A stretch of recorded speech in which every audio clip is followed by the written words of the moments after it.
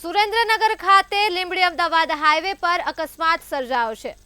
મહત્વના સમાચાર પ્રકાશમાં આવી રહ્યા છે। સુરેન્દ્રનગરમાં લીંબડી અમદાવાદ હાઈવે પર અકસ્માત સર્જાયો છે। કટારિયા પાટિયા પાસે અકસ્માત સર્જાયો છે, જેમાં ટ્રેક્ટર અને ટ્રક વચ્ચે અકસ્માત સર્જાયો હોવાની માહિતી પણ પ્રકાશમાં આવી રહી છે। તો ઘટના સ્થળે એક વ્યક્તિનું મોત નીપજ્યું છે, તો એક વ્યક્તિને પહોંચી છે ગંભીર ઈજા। ઈજાગ્રસ્તને સારવાર અર્થે હોસ્પિટલ ખાતે ખસેડવામાં આવ્યો છે। તો પોલીસ ઘટના સ્થળે પહોંચી હાલ તપાસ હાથ ધરી છે। સમાચાર સામે આવી રહ્યા છે। સુરેન્દ્રનગરથી સુરેન્દ્રનગર ખાતે લીંબડી અમદાવાદ હાઈવે પર અકસ્માત સર્જાયો છે।